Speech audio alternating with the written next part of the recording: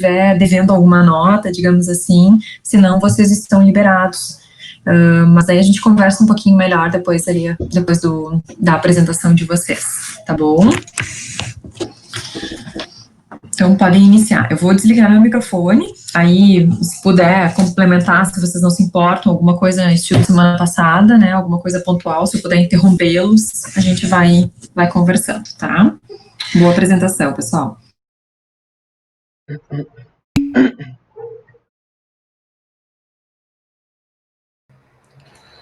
Então, nosso trabalho é sobre antipsicóticos.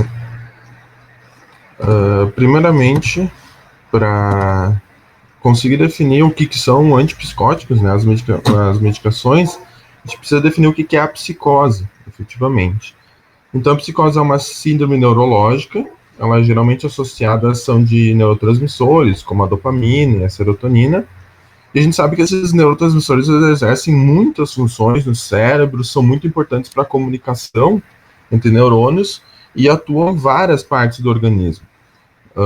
Mas quando surge uma atividade excessiva das células sensíveis à atividade desses neurotransmissores, a gente tem a presença das psicoses. Ou seja, a psicose ela é uma hiperativação das células receptoras desses neurotransmissores. As psicoses elas são distúrbios muito variados. Eles podem ter origem desde o uso de drogas, doenças do sistema nervoso central, como tumores, traumas, reações alérgicas ou demência, ou por doenças como a depressão, algumas manias e a esquizofrenia. E a esquizofrenia é o principal transtorno psicótico. É o que a gente vai dar mais foco no nosso trabalho. Então,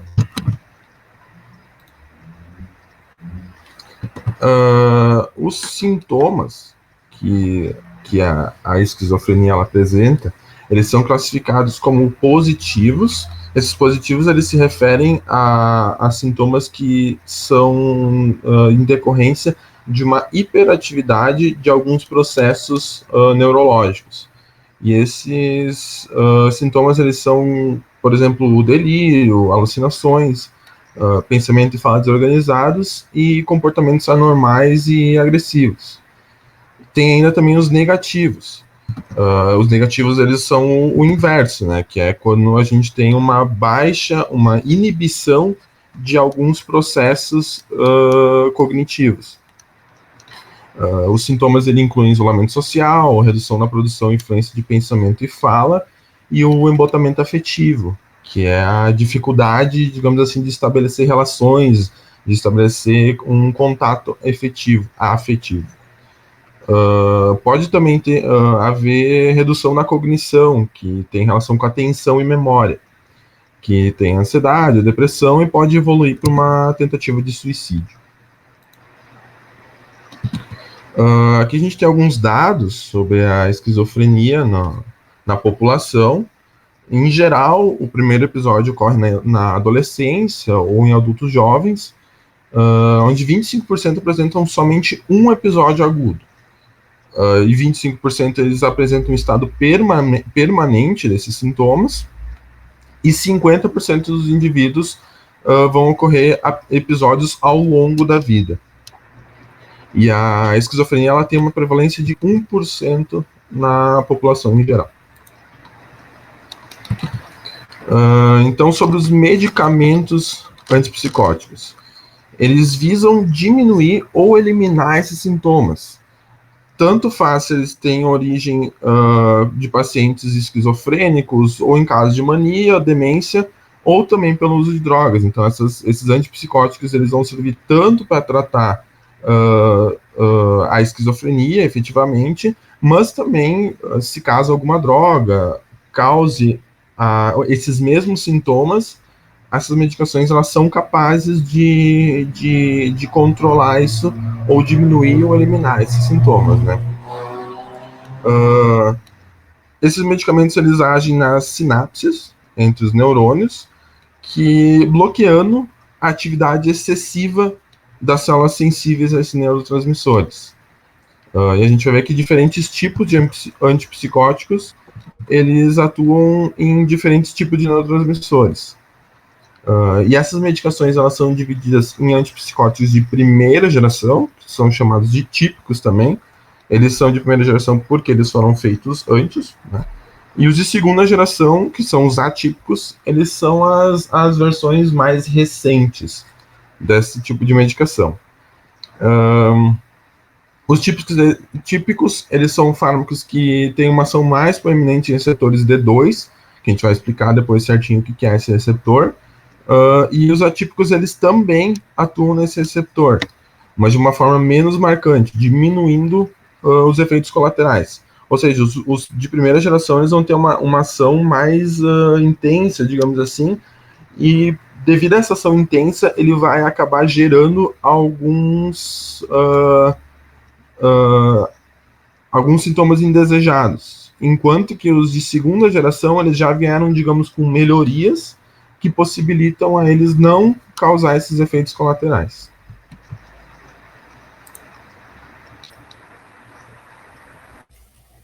Tá, então a gente vai falar sobre alguns tipos que a gente trouxe. O primeiro é o haloperidol, que é um típico.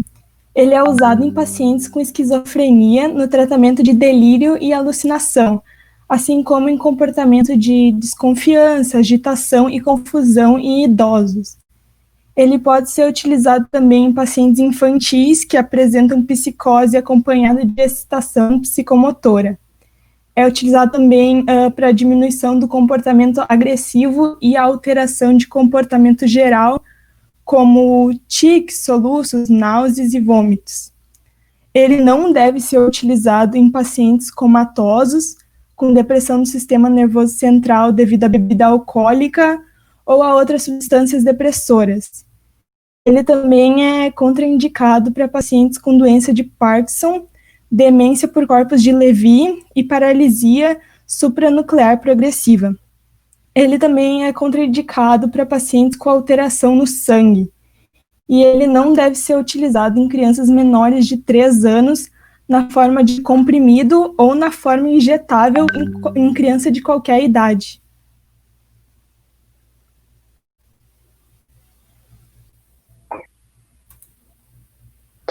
Os efeitos adversos do haloperidol são alteração no tônus muscular, cefaleias, hipotensão, agitação, insônia, depressão, anormalidades na visão e constipação. Em crianças pode causar depressão na medula óssea, depressão endógena e doença cardíaca grave.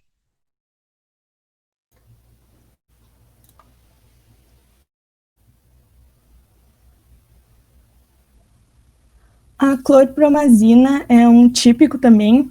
Ela é utilizada no tratamento de quadros psiquiátricos e para o controle de psicose com longa evolução. É indicado também no tratamento de tétano, enjoo e vômitos, em dores do parto e na eclâmpsia também. Agitação, ansiedade em adultos e em crianças a partir de 2 anos é utilizado no tratamento da agitação, ansiedade, soluços, vômitos e neurotoxicoses. Ele não deve ser utilizado em pacientes com glaucoma de ângulo fechado, pacientes que têm risco de retenção urinária relacionada a problemas uretroprostáticos, pacientes em coma barbitúricos e etílicos, com doenças cardiovasculares graves e com depressão severa do sistema nervoso central. Pacientes que fazem uso concomitante de levodopa, que é um antiparkinsônico, álcool, lítio ou sultoprida, que é um antipsicótico atípico também.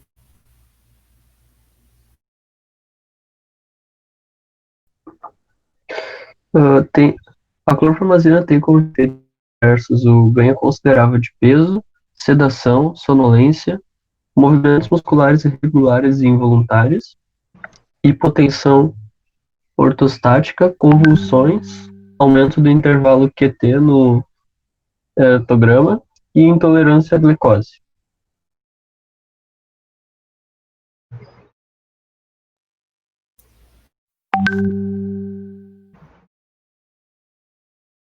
Então, os atípicos.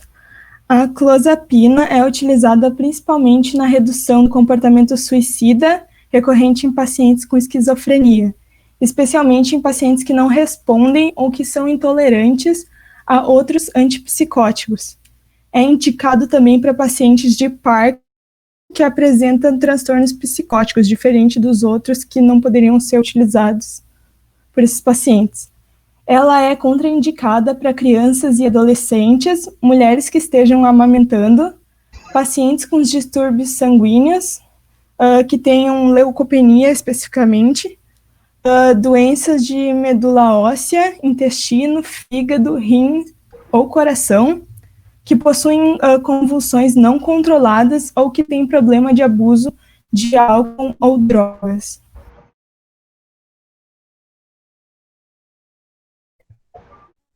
Bom, como foi dito antes, os atípicos têm menos efeitos colaterais, então a clozapina pode apresentar taquicardia, hipotensão ortostática e distúrbios da condução, hipersalivação, ganho de peso, síndrome neuroplégica maligna.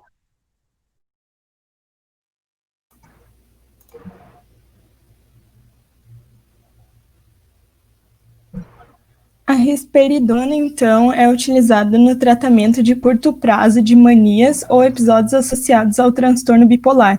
Ele pode ser utilizado por até 12 semanas no tratamento de agitação em pacientes com Alzheimer moderada e grave.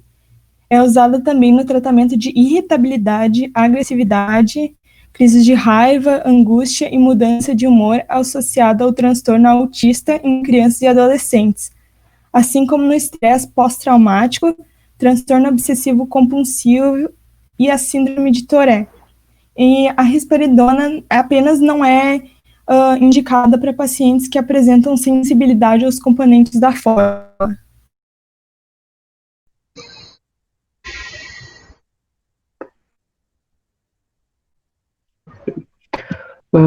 Tem como efeitos adversos a perda do apetite, ganho de peso, ansiedade, agitação, inquietação, insônia, tonturas, dores musculares ou articulares, a sensação de instabilidade ou dificuldade de manter o equilíbrio e tremores.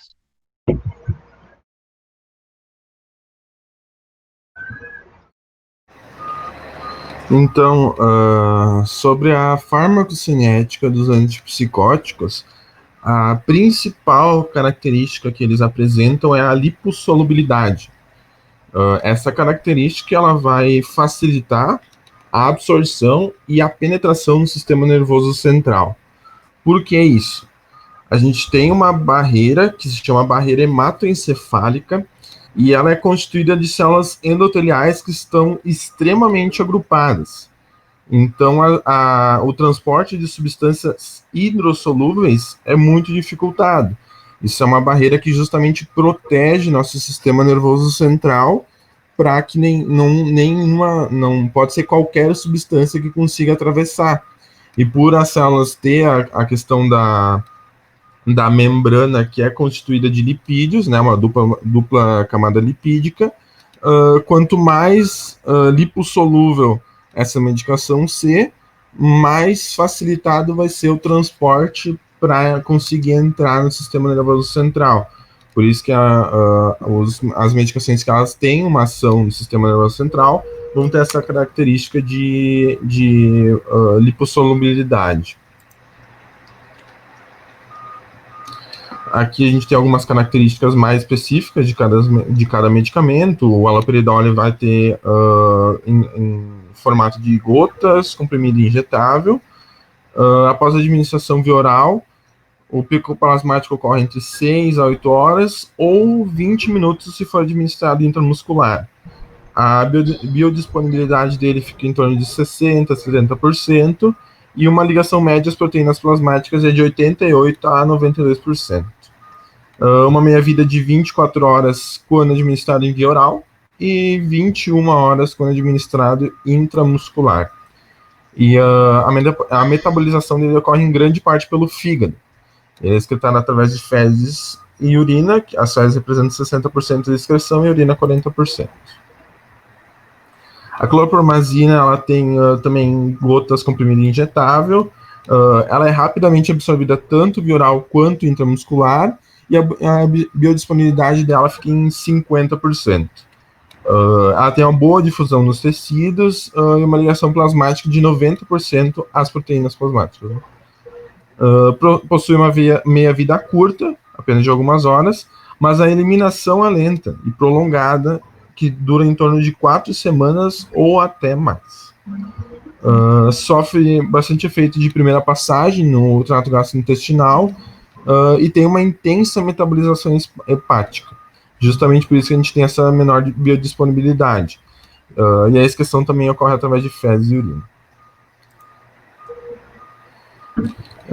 A clozapina, ela tem formato de comprimido, ela é também rapidamente absorvida por via oral, ela tem uma absorção de em torno de 90%, 95%. Ela sofre uma eliminação pré-sistêmica moderada, gerando uma disponibilidade de 50% a 60%. Tem 95% de ligação às proteínas plasmáticas e uma meia-vida média de em torno de 12 horas. A metabolização também é hepática e a excreção ocorre também por meio de fezes e urina. E a risperidona a gente tem disponível em formato de comprimido, a solução oral ou injetável. A absorção ela é completa por via oral e tem uma biodisponibilidade de 100%. Ela é metabolizada por essa enzima que é a CPY2D6, desculpa, falei ao contrário. E ela é convertida em 9-hidroxirrisperidona. E essa substância apresenta uma atividade farmacológica similar à risperidona. E a fração antipsicótica ativa desse medicamento é formado pela risperidona e por essa fração dela, que é a 9-hidroxirrisperidona, juntas. Após a administração oral a pacientes psicóticos, a risperidona ela é eliminada com meia-vida de 3 horas, e a meia-vida de eliminação da 9-hidroxirrisperidona e da fração antipsicótica ativa é de 24 horas, ou seja, a gente tem um período aí relativo entre 3 a 24 horas. A ligação a proteínas plasmáticas é de 88% para a risperidona e 77% para a 9-hidroxirrisperidona. Uma semana após a dose oral, 70% da dose é excretada na urina e 14% nas fezes. E um estudo com dose única mostrou que a concentração plasmática ativas mais altas e uma eliminação mais lenta em idosos e em pacientes com insuficiência renal.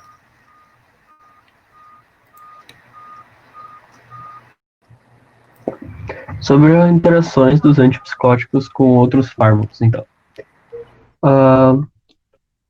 A clorpromazina, quando associada com a cisaprida, que é um fármaco que age no trato gastrointestinal, pode causar arritmia grave. Antipsicóticos, em geral, quando associados com...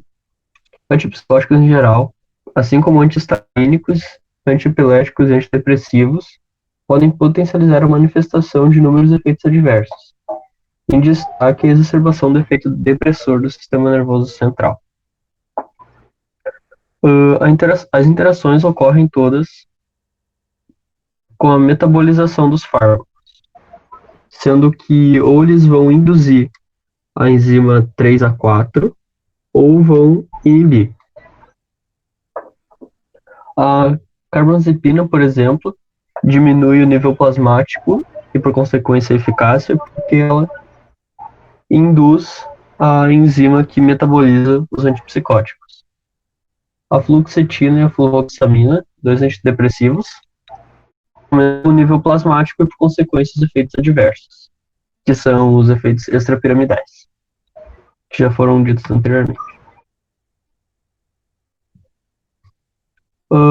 O ciprofloxacin inibe a enzima 3A4, o que dificulta a metabolização e pode aumentar os efeitos adversos, assim como a paroxetina.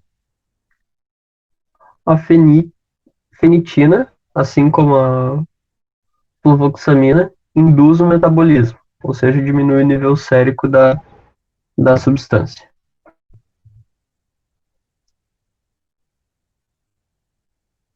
Em exames laboratoriais, o que a gente pode esperar como efeito do uso de antipsicóticos é a granulocitose, que já foi observada diversas vezes, porém não tem uma causa comprovada. Há suspeitas de que seja por causas da etnia, idade, reação imunológica ou causas idiosincráticas. Em um estudo realizado a fim de observar a granulocitose com o tratamento da clozapina, um fármaco típico, relatou apenas a ocorrência de neutropenia, mais presente em pacientes do sexo masculino, e plaquetopenia em pacientes do sexo feminino. Se observada a eosinofilia, recomenda-se a suspensão dos antipsicóticos. Estão me ouvindo? Tudo certo?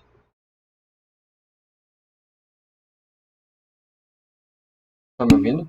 Ah, ok. Então vou comentar um pouco sobre a farmacodinâmica, né, e o mecanismo de ação dos típicos e dos atípicos também. Mas vou iniciar então aqui pelos típicos.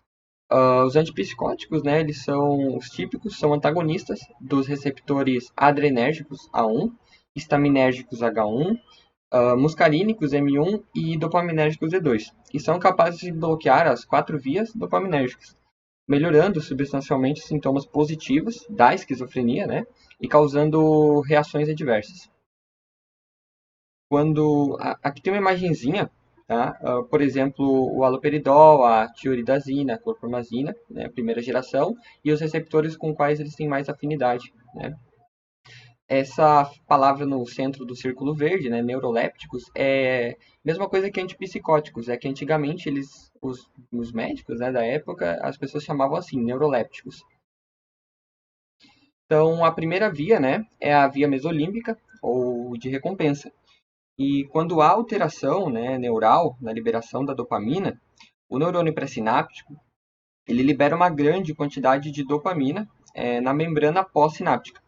E devido a isso acaba, né, acontecendo uma hiperestimulação do neurônio pós-sináptico e também ele é chamado de neurônio GABAérgico, gerando, por exemplo, os sintomas positivos da esquizofrenia. Então, ao bloquear a via mesolímbica, os antipsicóticos de primeira geração, eles causam melhora desses sintomas antagonizando os receptores dopaminérgicos D2 no neurônio pós-sináptico.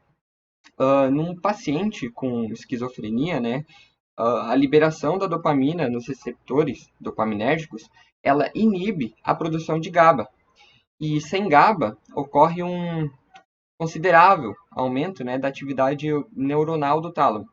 Então, com o fármaco típico ligando-se nesses receptores D2 do neurônio GABAérgico, a GABA ela é desinibida e volta a regular o tálamo. Então, reduzindo dessa forma as alucinações e os delírios. A via mesocortical, né, o antipsicótico, né, agrava nela os sintomas negativos, porque entende-se que seja uma via estimulatória, constituída por receptores do tipo D1. Logo, né, o bloqueio desses receptores através do antipsicótico, ele produz uma redução do estímulo sobre a região pré-frontal do córtex e, consequentemente, agrava os sintomas negativos, que são, como já foi falado, né, são sintomas relacionados com a diminuição da atividade neural, por exemplo, embotamento emocional ou afetivo, e nos quais, né, são características da depressão.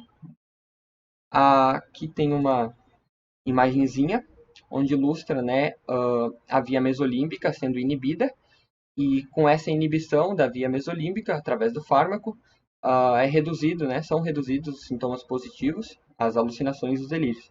E aqui embaixo, não sei se está aparecendo minha mãozinha, perdão, conseguem ver agora? Aqui embaixo está a via mesocortical, sim, perfeito. Aqui embaixo está a via mesocortical, onde ela está sendo inibida, né, pelo fármaco, e dessa maneira está agravando os sintomas negativos, os sintomas característicos da depressão. Então, a via nigrostriatal, né, a terceira via, Ela é constituída por neurônios que se ligam à substância negra, que ligam a substância negra ao estriado.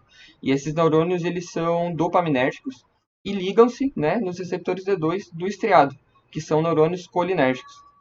Então, a dopamina ela é produzida pelos neurônios da substância negra, liga-se nos receptores D2 do estriado e inibe a produção de acetilcolina. A acetilcolina é um neurotransmissor, ele é responsável pelo controle motor e pela contração do músculo estriado esquelético. Os antipsicóticos de primeira geração, eles inibem a via nigroestriatal, que deixa de inibir o estriado, ocasionando, né, por consequência, o aumento da produção de acetilcolina. Logo, né, havendo o bloqueio da via nigroestriatal, ocorrem os efeitos extrapiramidais. Os efeitos extrapiramidais é uma síndrome extremamente semelhante ao parkinsonismo e causa resistência à contração muscular, contração desordenada, movimentos inconstantes e tremores. Aqui tem uma imagem, né, a substância negra em azul, né, em verde o estriado. Então, a via nigroestriatal ela é inibida pelo fármaco e ocorre o aumento da acetilcolina ali. Então, a dopamina produz efeito inibitório no estriado, reduzindo a liberação de acetilcolina. E o fármaco faz o caminho contrário. A via tuberoinfundibular, né, a quarta via é antagonizada pelo fármaco típico, né? Nesse caso, os antipsicóticos inibem a via tuberoinfundibular, que é a via responsável pela liberação da prolactina. A dopamina é produzida pelo hipotálamo e inibe a hipófise, a produzir, no caso, né, a prolactina. Com a inibição dessa via, acontece a desinibição da liberação de prolactina, e como consequência disso, ocorre a hiperprolactinemia, e acompanhada normalmente, né, de ginecomastia, amenorreia ou galactorreia. Tem uma imagenzinha, né, demonstrando que o hipotálamo agindo sobre a hipófise, né, e nesse caso sendo inibida pelo fármaco, causando, né, que a dopamina produz efeito inibitório na hipófise, reduzindo a liberação de prolactina. Com o fármaco bloqueando, antagonizando essa via, ocorre um aumento da prolactina, causando amenorreia, galactorreia ou ginecomastia. Então, falando um pouco sobre a farmacodinâmica e o mecanismo de ação, agora dos atípicos.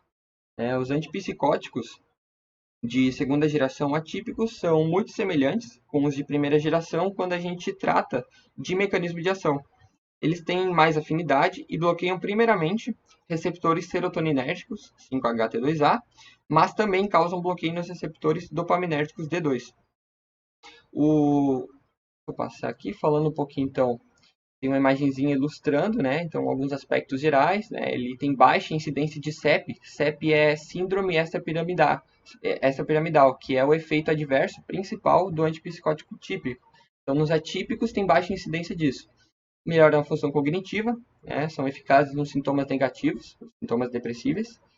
Não produzem discinesias tardias. Discinesias tardias são aqueles movimentos mais retardados, aquela mastigação mais lenta, movimentos, né, realmente lentificados. E são eficazes quando o paciente não responde ao tratamento com fármaco típico. Receptores, então, serotoninérgicos. Então, entende-se que na via nigroestriatal, né, em situações normais, a dopamina que se liga aos receptores D2 do estriado faz com que haja a inibição na produção de acetilcolina. Como visto, né, agora há pouco nos atípicos, a gente percebe que a produção e liberação de acetilcolina em excesso geralmente causa sintomas extrapiramidais, né, o CEP. Então, quando o fármaco atípico se liga e bloqueia o receptor serotoninérgico 5-HT2A, ele ocasiona o aumento da produção de dopamina, que vai se ligar nos receptores D2 do estriado e vai causar inibição na produção de acetilcolina. E vai diminuir, né, por consequência, as chances do aparecimento dos efeitos extrapiramidais. E tem uma imagenzinha ilustrando, né, alguns exemplos de atípicos, como já foi falado, olanzapina, quetiapina, risperidona, clozapina. E os os receptores que mais têm afinidade, né, com os atípicos e vice-versa. Então, são antagonistas de receptores dopaminérgicos e serotoninérgicos, além dos receptores muscarínicos M1, H1 e o adrenérgico, né, alfa-1. Receptores, então, dopaminérgicos, né, de forma bem semelhante aos medicamentos, né, de primeira geração, bem semelhantes mesmo. Então, na via mesolímbica, o fármaco ele compete com a dopamina quando ela tenta se ligar nos receptores GABAérgicos D2. E com a ligação dos fármacos aos receptores, né, a GABA, que estava inibida, ela volta a ser produzida e, consequentemente, volta a regular o tálamo, provocando melhora dos sintomas positivos, que são as alucinações e os delírios. É bem semelhante aos típicos, só que de uma maneira menos nociva, né, de uma maneira realmente menos nociva, né, causando menos efeitos colaterais.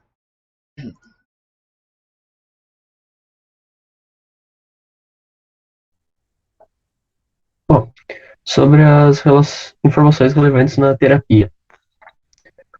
É importante ressaltar que a mudança de um antipsicótico para o outro apresenta uma mudança de efeitos adversos também, e não a supressão dos mesmos. Então, normalmente se inicia um tratamento e termina com o mesmo antipsicótico. E todos eles se iniciam com uma dose bem baixa, que é descrita na bula de cada fármaco, e vai sendo aumentada conforme a resposta terapêutica de cada paciente.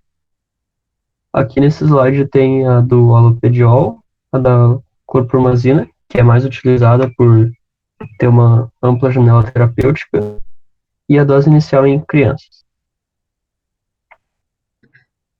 Aqui tem sobre os atípicos, que a clozapina, o tratamento se inicia com meio comprimido no primeiro dia, e conforme a resposta sendo positiva, é aumentado de 1 comprimido a 2 comprimidos até chegar a 300 miligramas.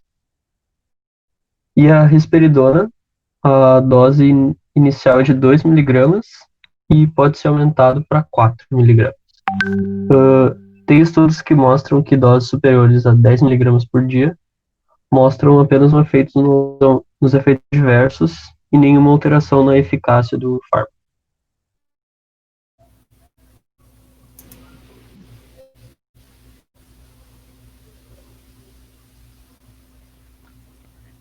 Nós trouxemos, então, algumas informações atuais. A gente trouxe um artigo chamado O Desenvolvimento na Administração Intranasal de Antipsicóticos, os aspectos farmacêuticos, farmacocinéticos e farmacodinâmicos.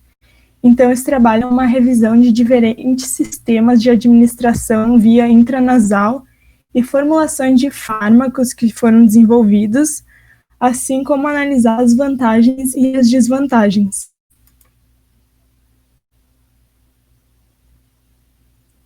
Então, ele mostra alguns sistemas que foram analisados, como as micelas, os transferomas, as nanoemulsões, as microemulsões e as nanopartículas. Aí aqui a gente só trouxe para mostrar a risperidona e o haloperidol, algumas formulações que foram utilizadas nesse trabalho. Então, ele apresenta essas diferentes formulações, a composição e o método de preparo. A concentração também sistêmica do cérebro-sangue, que foi testado em modelo animal, assim como as características farmacocinéticas e farmacodinâmicas dessa formulação.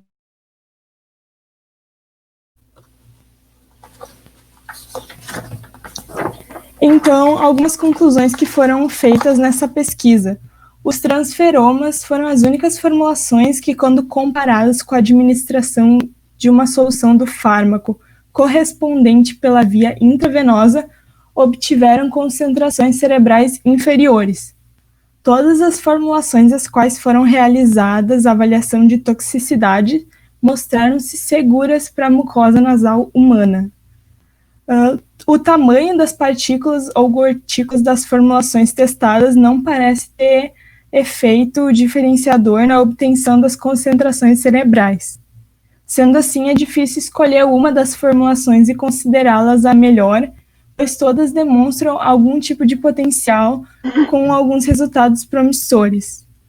A administração de fármacos antipsicóticos por via intranasal possui alguns resultados promissores, uma vez que quase todas as formulações se mostraram superiores aos seus análogos administrados por outras vias. O estudo desses medicamentos eles deve ser continuados, então eles não são encontrados no mercado ainda, e a administração dele pode ser chave para maior aderência aos tratamentos pelos pacientes, assim melhorando os resultados da terapêutica antipsicótica.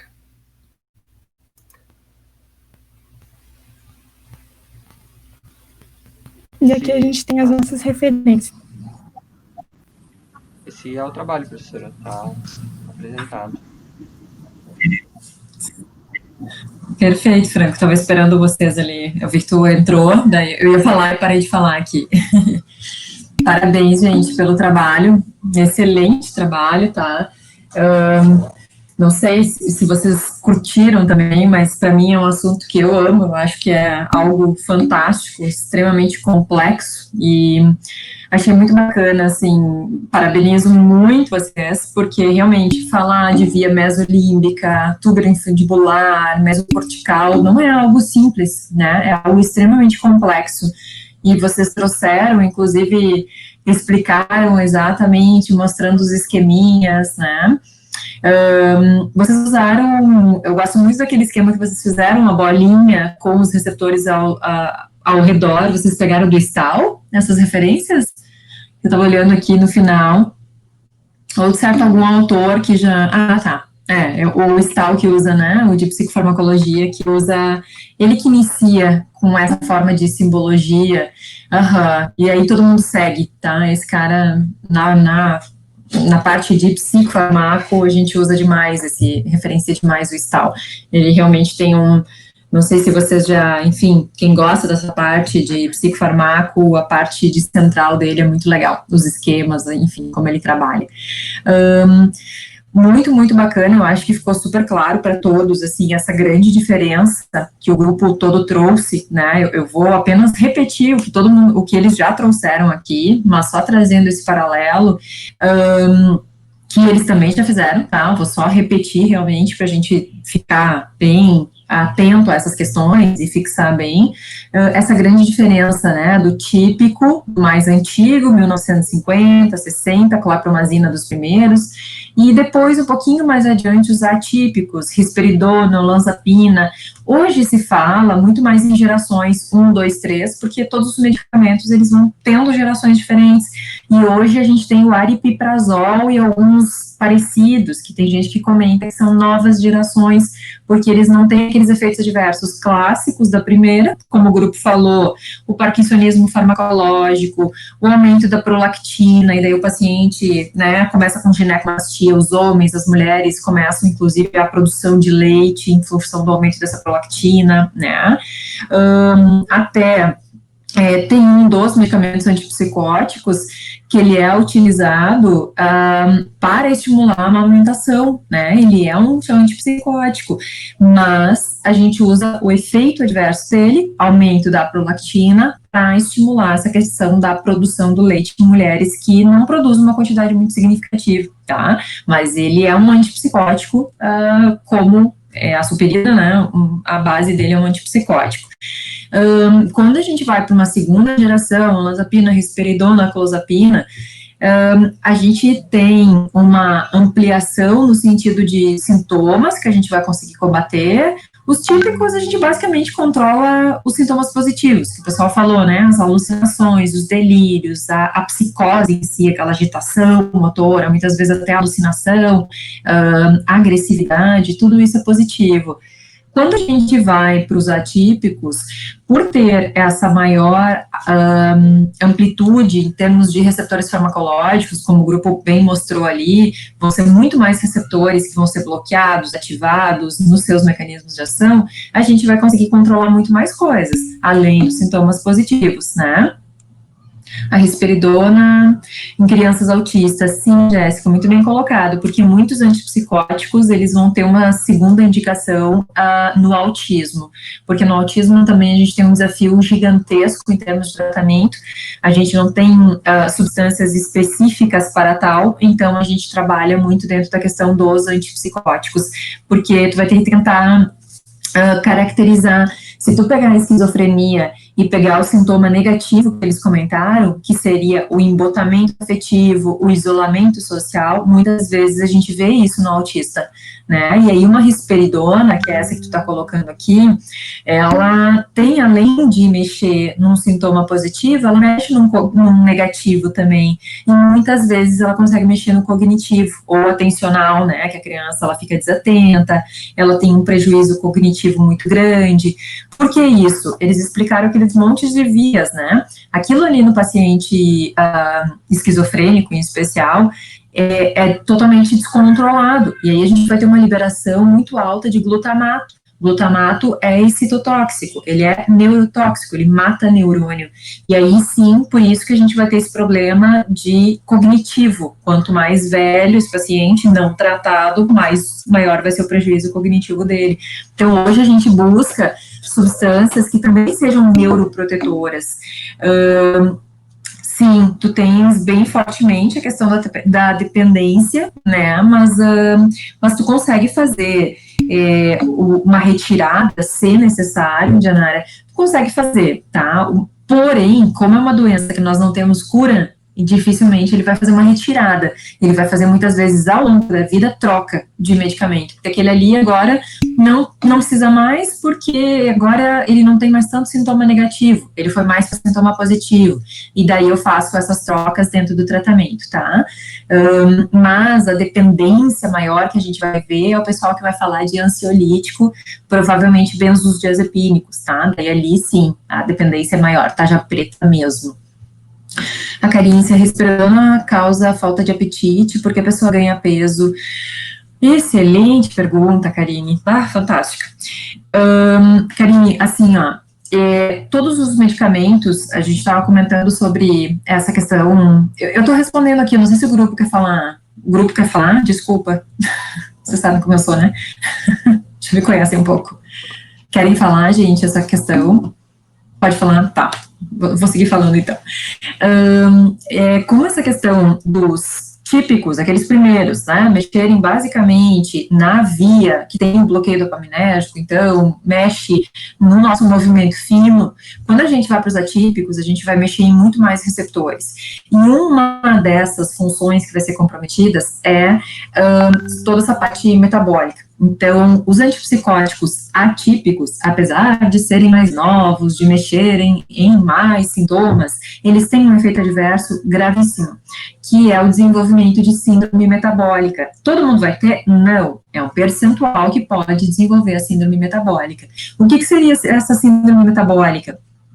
Aumento de peso, aí desenvolve dislipidemia, desenvolve diabetes tipo 2 e desenvolve doenças cardiovasculares. Para vocês terem uma ideia, a principal causa morte em um paciente esquizofrênico são doenças cardiovasculares. Mas o que tem a ver? Esquizofrenia não causa doença cardiovascular, mas efeito adverso de antipsicóticos atípicos, sim, em função dessa síndrome metabólica. Tá? Então, Karine, não é em função da questão do apetite, mas sim um problema secundário que vai mexer no metabolismo da pessoa de uma forma muito significativa. Começa com diabetes, ganho de peso muito significativo, e depois as dislipidemias e podendo evoluir para uma doença cardiovascular, tá? Que infelizmente mata muito paciente esquizofrênico, essas doenças. Bem grave, bem complicado. Então é muito complexo, apesar dessa gama toda que eles mostraram de medicamentos, se a gente for pensar, e tem muitos mais, muitos, claro que não cabia eles trazerem isso tudo, mas só estou tentando trazer a dimensão para vocês. São muitos mais medicamentos disponíveis no mercado, mas não existe nenhum, zero, que vai conseguir tratar todos os sintomas de um paciente esquizofrênico. Então, se eu tiver um paciente esquizofrênico que tenha efetivamente sintoma positivo, negativo, cognitivo, eu não tenho nenhum medicamento único que consiga combater tudo.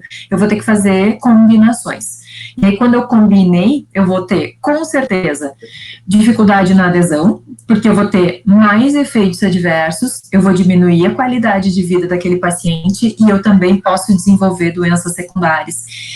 Então, vejam a complexidade, tá? É uma doença realmente não tem cura, ela é muito complexa, porque a patofisiologia, eles mostraram as 4 vias principais, que a gente sabe que existe, que são moduladas, mas a gente não sabe, aliás, a gente sabe que não são só as 4, que tem outras coisas mais, tá?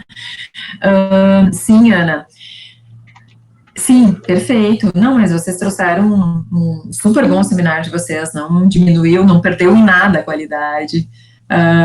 Que bom, Franco, fico muito feliz em ouvir isso. E assim, eu estava aqui escutando vocês, assim, todos vocês, muito faceira, né?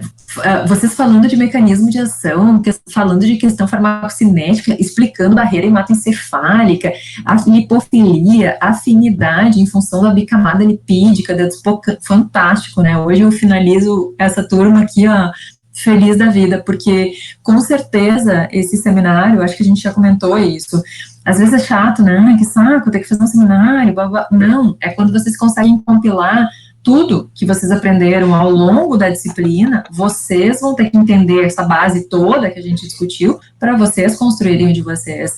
E tem o trabalho, né? Com certeza, um trabalho de ótima qualidade, parabéns mesmo. E um assunto bastante complexo, tá? Muito, muito complexo. Eu diria que esse é o assunto mais complexo de todos que a gente conversou. É muita coisa.